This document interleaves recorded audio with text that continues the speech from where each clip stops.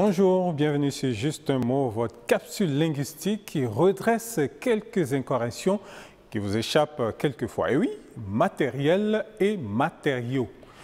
Matériaux, comme on le pense souvent, n'est pas le pluriel de matériel. Les deux ont des sens complètement différents.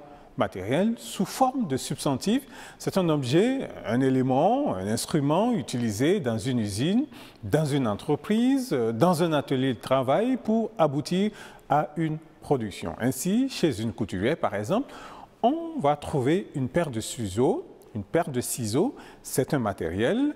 Une machine à coudre, c'est un matériel. Une aiguille, c'est un matériel. Chez un maçon, on retrouvera une truelle, par exemple, c'est un matériel. Et chez un cultivateur, on va retrouver une houe, c'est également un matériel. Et chez un médecin, chirurgien précisément, on trouvera le bistouri et c'est un matériel. Et le pluriel fait les matériels. Et on dira donc les matériels et non les matériaux, comme le disent certains très souvent. Matériel au singulier, bien sûr, c'est toute chose qui permet de travailler, de réaliser quelque chose. Et la caractéristique du matériel, sous forme de substantif, bien sûr, c'est la pérennisation, c'est-à-dire le matériel est donc unique et permet de réaliser plusieurs choses jusqu'à ce qu'il soit hors d'usage parce qu'il a eu certainement une panne ou qu'il a eu une défaillance ne lui permettant plus de travailler. Par contre, matériaux n'est pas pérenne et il est utilisé dans la réalisation ou la fabrication de quelque chose. Si le matériel du maçon est une truelle qui lui permet de façon durable de construire, le matériau, quant à lui, c'est par exemple le ciment, le sable, le gravillon, l'eau, le fer et que sais-je, je ne suis pas maçon, moi, pour le savoir.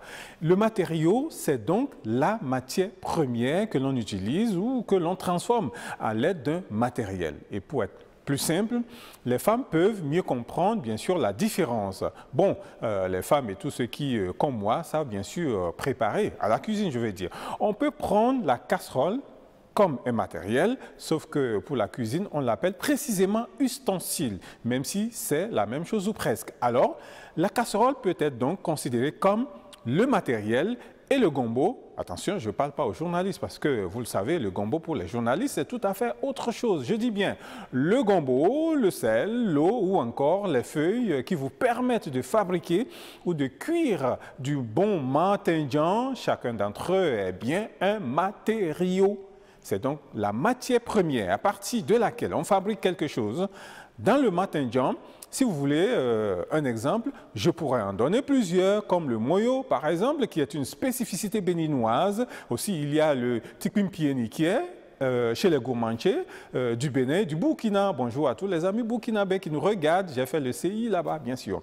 Alors, même si ces éléments sont appelés précisément des ingrédients pour la cuisine notamment, on appellera chacun d'entre eux matériaux et le pluriel fait bien sûr matériaux avec un X à la fin. Matériaux n'est donc pas le pluriel de matériel, qu'il s'agisse de substantifs ou d'adjectifs. Et ici, notre matériel de travail, ce sont les caméras à travers lesquelles vous nous regardez. Merci de ne pas arrêter de nous regarder.